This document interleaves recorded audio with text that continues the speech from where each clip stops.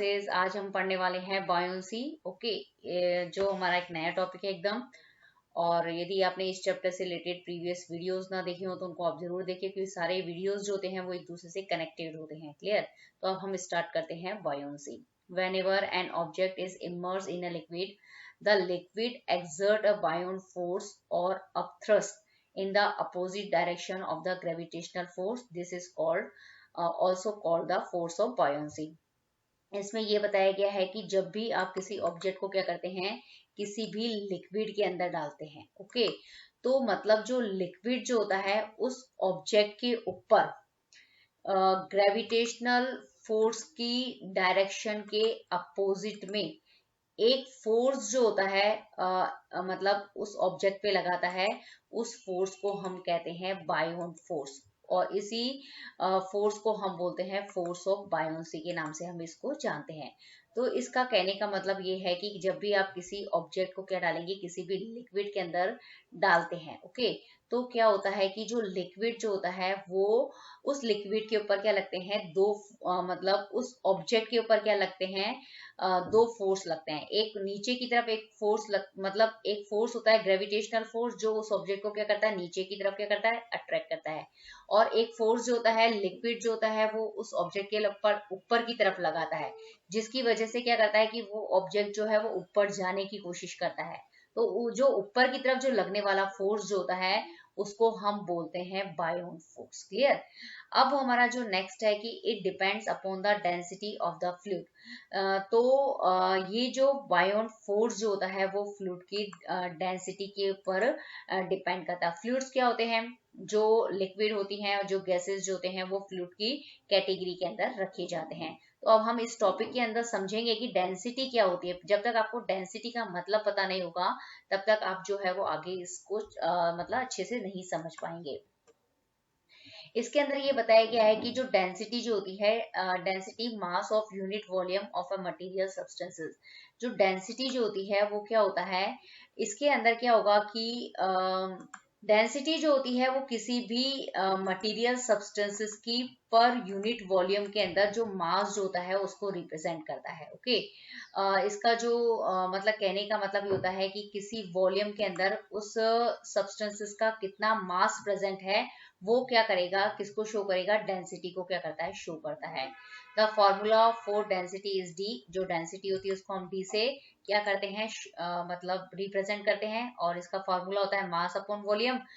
तो यहाँ पे जो डी है वो है डेंसिटी को शो कर रहा है, एम जो है वो मास को शो कर रहा है, और वी जो है वो वॉल्यूम को शो कर रहा है। ओके, तो डेंसिटी जो है कुल मिला के क्या हो गई है, मतलब किसी भी सब्सटेंसेस का, मतलब किसी भी सब्सटेंसेस का वॉल्यूम के अंदर जो मास जो होता है, कितना मास प्रेजेंट है, उसको हम करते हैं डेंसिटी। क्लियर? और मास क्या होता है, किसी भी मैटर की क्वांटिटी होती है। ओके, तो मतलब किसी भी सब्सटेंसेस की वॉल्यूम के अंदर उस मैटर की कितनी क्वांटिटी प्रेजेंट है उसको हम बोलेंगे डेंसिटी। क्लियर? तो density is commonly express in unit of grams पर क्यूबिक सेंटीमीटर। जो डेंसिटी का फॉर्मूला है वो क्या होता है, मास और वॉल्यूम। मास को हम किससे रिप्रेजेंट किया है, ग्राम से, और जो वॉल्यूम जो होता है उसको हम किससे डिनोट करते हैं, मतलब क्यूब्स, मतलब इसको करते हैं मीटर क्यूब से। ओके, तो जो इसका जो फॉर्मूला जो हो जाएगा वो क्या हो जाएगा, मतलब ग्राम पर क्यूबिक सेंटीमीटर। ओके, जो मतलब मीटर है या जो सेंटीमीटर है उसमें आप कर रहे हैं ना वॉल्यूम को रिप्रेजेंट, तो सेंटीमीटर में किया है तो इसका जो यूनिट जो होगा वो क्या हो जाएगा, ग्राम पर क्यूबिक सेंटीमीटर। क्यूबिक क्या लगाते हैं, क्यूबिक इसलिए लगाया जाता है, मतलब जो सेंटीमीटर जो मतलब cm3 जो होता है ना उसको हम लिखते हैं क्यूबिक सेंटीमीटर। क्लियर? इसके अंदर हमें ये बताया गया है कि ये जो वॉल्यूम, मतलब किसी भी सब्सटेंसेस की डेंसिटी निकालनी है तो डेंसिटी निकालने का फॉर्मूला क्या होता है, मास अपॉन वॉल्यूम। ओके, मतलब किसी भी वॉल्यूम के अंदर उस सब्सटेंसेस का कितना मास प्रेजेंट है उसी को हम कहते हैं डेंसिटी। क्लियर? अब यहाँ पे आपको बताया गया है कि यहाँ पे दो ऑब्जेक्ट लिए हैं, ये पहला ऑब्जेक्ट है, ये दूसरा ऑब्जेक्ट है। तो these two objects are equal in volume. इनका जो वॉल्यूम जो है वो क्या है, इक्वल है। ओके, बट डिफरेंट इन मास। लेकिन इनके जो ऑब्जेक्ट का जो मास है वो अलग अलग है, इसकी वजह से इनकी जो डेंसिटी जो है वो अलग अलग है। ओके, मतलब मास का मतलब होता है कि मतलब इनके अंदर कितना मैटर प्रेजेंट है। ओके, तो आप देखेंगे कि सपोज आप इसको ऑब्जेक्ट 1 मानेंगे, तो इसके अंदर देखेंगे कि इसके अंदर जो मैटर की जो क्वांटिटी जो आपको अंदर दिख रही है ना, वो कम है। मैटर की क्वांटिटी कम है मतलब मास कम है, और जब मास कम है तो उसका जो डेंसिटी जो होगी वो भी क्या हो जाएगी, कम हो जाएगी। अब ये जो दूसरा आप जो सेकंड ऑब्जेक्ट देख रहे हैं, इसमें आप देखेंगे कि इस ऑब्जेक्ट के अंदर मतलब जो मैटर की जो क्वांटिटी जो आपको जो दिख रही है वो कंपैरेटिवली ज्यादा दिख रही है। ओके, तो मैटर की क्वांटिटी ज्यादा होने का मतलब क्या हो गया कि इस ऑब्जेक्ट का जो है वो मास जो है वो ज्यादा है, तो मतलब ये इसको हम बोलेंगे हाई डेंसिटी। ओके, तो मतलब जो टोटल मतलब जो वॉल्यूम जो होता है, अगर वॉल्यूम एकदम किस सब मतलब ऑब्जेक्ट का फिक्स है, और यदि उसके मास के अंदर डिफरेंस है, तो जिसका मास कम होगा उसको हम बोलेंगे मतलब उसकी डेंसिटी कम है, और जिसका मास ज्यादा होगा उस ऑब्जेक्ट को बोलेंगे कि इसकी डेंसिटी जो है वो ज्यादा है। क्लियर। अब यहाँ पे बताया गया है कि जो मेटल्स जो होते हैं वो 3 फॉर्म में होते हैं, सॉलिड, लिक्विड और गैसेस। सॉलिड के अंदर जो पार्टिकल्स जो होते हैं वो एकदम क्लोजली क्या होते हैं, पैक्ड होते हैं। लिक्विड के अंदर क्या होते हैं, जो लिक्विड के जो पार्टिकल्स जो होते हैं वो थोड़े दूर दूर होते हैं, लेकिन गैसेस के अंदर जो पार्टिकल्स जो होते हैं वो बहुत ज्यादा दूर दूर होते हैं। क्लियर।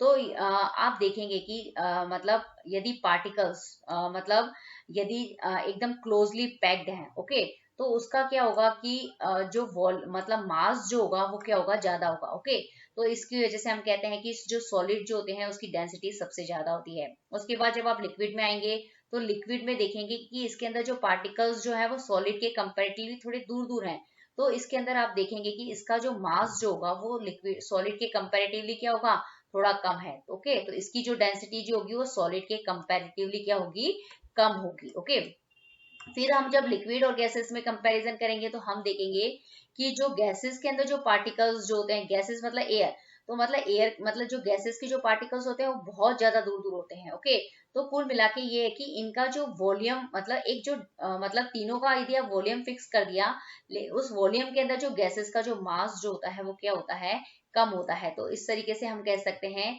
कि जो लिक्विड के कंपैरेटिवली जो गैस की जो डेंसिटी जो होती है वो बहुत ज्यादा दूर दूर होती है। ओके, मतलब पर मतलब यदि तीनों का वॉल्यूम यदि आपने फिक्स किया है, तो उसके अंदर जो सॉलिड की जो मतलब जो डेंसिटी जो होगी वो सबसे ज्यादा होगी। उसके बाद लिक्विड जो होगा उसकी डेंसिटी मतलब थोड़ी कम होगी, और लिक्विड से मतलब सबसे ज्यादा जो कम डेंसिटी होगी वो क्या होगी, गैसेस की होगी। ओके, तो जो डेंसिटी जो होती है वो डिपेंड करती है मतलब उस वॉल्यूम के अंदर उस मैटर का कितना मास प्रेजेंट है, तो उसको हम बोलते हैं डेंसिटी। ओके, तो मतलब यदि मास ज्यादा होगा तो उस ऑब्जेक्ट की डेंसिटी ज्यादा होगी, और यदि मास कम होगा उस मतलब डेफिनेट वॉल्यूम के अंदर, तो उसकी जो डेंसिटी जो होगी वो क्या होगी, कम होगी। ओके, तो मतलब जो सॉलिड, लिक्विड और जो गैसेस जो होते हैं उनकी जो डेंसिटी जो होती है वो अलग अलग होती है।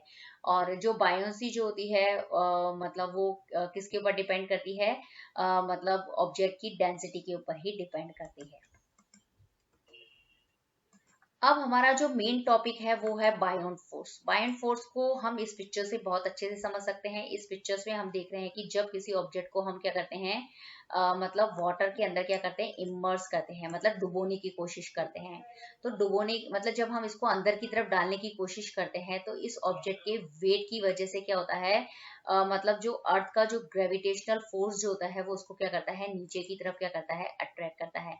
लेकिन जिस जिस मतलब लिक्विड के अंदर हम जिस फ्लूइड के अंदर हम इस ऑब्जेक्ट को डालने की कोशिश करते हैं, वो फ्लूइड भी क्या करता है, इस ऑब्जेक्ट के ऊपर मतलब क्या करता है, ऊपर की तरफ क्या करता है, एक फोर्स जो होता है वो अप्लाई करता है। ओके, तो इस फोर्स को ही हम क्या कहते हैं, बायोन फोर्स। ओके, अब इसमें ये बताया गया है कि मतलब इस पिक्चर्स में ये बताया गया है कि जब भी आप किसी ऑब्जेक्ट को किसी भी फ्लूइड के अंदर डालने की कोशिश करेंगे, तो उसके ऊपर दो फोर्स लगेंगे। एक तो नीचे की तरफ लगेगा ग्रेविटेशनल फोर्स, और ऊपर की तरफ लगेगा बायोन फोर्स। ओके, तो इस पिक्चर्स में आप मतलब इस पिक्चर से आप बहुत अच्छे से समझ सकते हैं मतलब बायोन फोर्स क्या होता है। Therefore, an object is able to float in water when the gravitational force is less than the buoyant force. मतलब कोई भी ऑब्जेक्ट जो होता है वो वाटर के अंदर तभी फ्लोट करने की कैपेसिटी रखता है जब क्या होगा कि ग्रेविटेशनल फोर्स जो होगा वो क्या होगा, बायोन फोर्स की कंपैरेटिवली क्या होगा, कम होगा। ओके, कहने का मतलब ये है कि मतलब वही ऑब्जेक्ट जो है वो वाटर के अंदर फ्लोट करेगा जब बायोन फोर्स जो है वो क्या होगा, ज्यादा होगा। ओके, इसी तरीके से an object sinks into the water when the gravitational force is larger than the buoyant force. और उसी तरीके से ऑब्जेक्ट जो होता है वो वाटर के अंदर तभी डूबेगा, सिंक करने का मतलब तभी डूबेगा जब ग्रेविटेशनल फोर्स जो होगा वो बायोन फोर्स के कंपैरेटिवली क्या होगा, ज्यादा होगा। ओके, तो कुल मिला के इस पिक्चर्स में ये मतलब इसमें ये बात बताई गई है कि किसी भी ऑब्जेक्ट का फ्लोट करना और जो सिंक करना है वो दो फोर्स के ऊपर डिपेंड है। एक तो है, पहला है ग्रेविटेशनल फोर्स और दूसरा है बायोन फोर्स। ओके, जब बायोन फोर्स क्या होगा, मतलब ज्यादा होगा, तभी क्या होगा, वो फ्लोट करेगा। और जब बायोन फोर्स जो है वो क्या होगा, मतलब कम होगा, तो उस कंडीशन के अंदर क्या होगा कि वो जो ऑब्जेक्ट जो होगा वो मतलब वो वाटर के अंदर क्या करेगा, फ्लूइड के अंदर क्या करेगा, वो डूब जाएगा। इस पिक्चर से हम ये समझेंगे कि कोई भी ऑब्जेक्ट जो है वो कब फ्लोट करता है और कब वो सिंक करता है। ओके, तो आप यहाँ पे देख रहे होंगे कि जब हम ये जो आपको जो ओवल में जो पिक्चर्स दिख रही है वो एक ऑब्जेक्ट की यहाँ पे दिखाई गई है, ये ऑब्जेक्ट है। ओके, तो आप देख रहे हैं कि ये वाला जो ऑब्जेक्ट जो है वो वाटर के अंदर क्या कर रहा है, मतलब किसी भी फ्लूइड के अंदर क्या कर रहा है, फ्लोट कर रहा है। और ये वाला ऑब्जेक्ट देख रहे हैं तो आप देख रहे हैं कि ये ऑब्जेक्ट जो है वो किसी भी फ्लूइड या जो वाटर जो है उसके अंदर क्या कर रहा है, सिंक कर रहा है।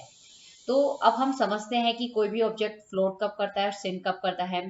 तो जब भी हम किसी ऑब्जेक्ट को किसी फ्लूइड के अंदर या वाटर के अंदर क्या करते हैं, इमर्स करते हैं, डुबोते हैं, डुबोने की कोशिश करते हैं, तो उसके ऊपर दो फोर्स काम करते हैं। ओके, तो जो पहला फोर्स जो होता है वो उस ऑब्जेक्ट के वेट की वजह से मतलब क्या करता है कि मतलब ग्रेविटेशनल फोर्स लगता है उस ऑब्जेक्ट के ऊपर, जो उसको क्या करता है, नीचे की तरफ क्या करता है, मतलब उस ऑब्जेक्ट को नीचे की तरफ डालता है, डालने की कोशिश करता है।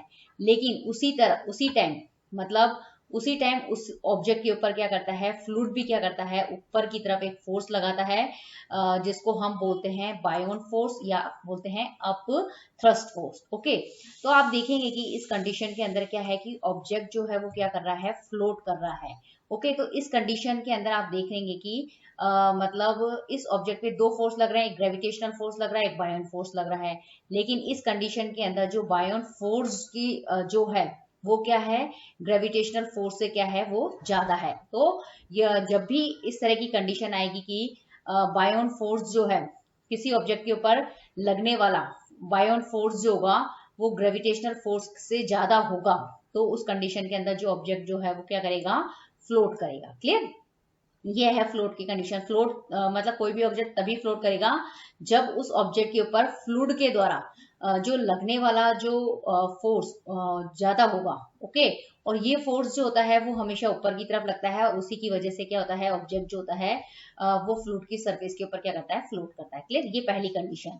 अब दूसरी कंडीशन है कि ऑब्जेक्ट कब जो है वो सिंक करेगा। तो इसके अंदर भी यही है कि जब हम किसी ऑब्जेक्ट को क्या करते हैं, किसी फ्लूइड या वाटर के अंदर इमर्स करने की कोशिश करते हैं, तो उसके ऊपर भी दो फोर्स काम करते हैं। एक तो उस ऑब्जेक्ट के वेट की वजह से जो ग्रेविटेशनल फोर्स होता है वो नीचे की तरफ क्या करता है, उसको करता है। ओके, तो ये जो फोर्स जो आप नीचे एरो की तरफ देख रहे हैं ना, ये वाला फोर्स है ग्रेविटेशनल फोर्स को शो कर रहा है।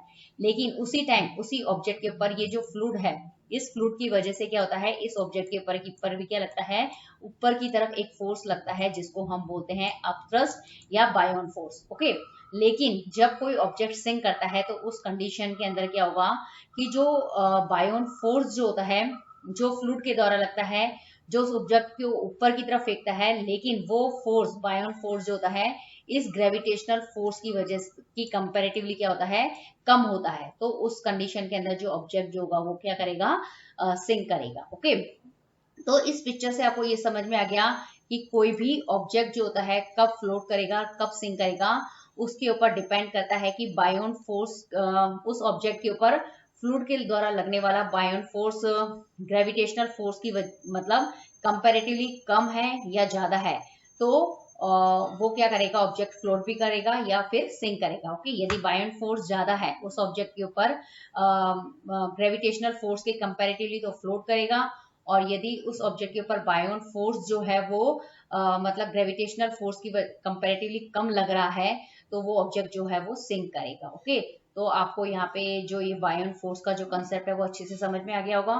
यदि आपको ये वीडियो पसंद आए तो उसे प्लीज लाइक कीजिए, शेयर कीजिए, और लुक एंड लर्न क्लास को सब्सक्राइब कीजिए, और नोटिफिकेशन बेल को हिट कीजिए। Thank you very much.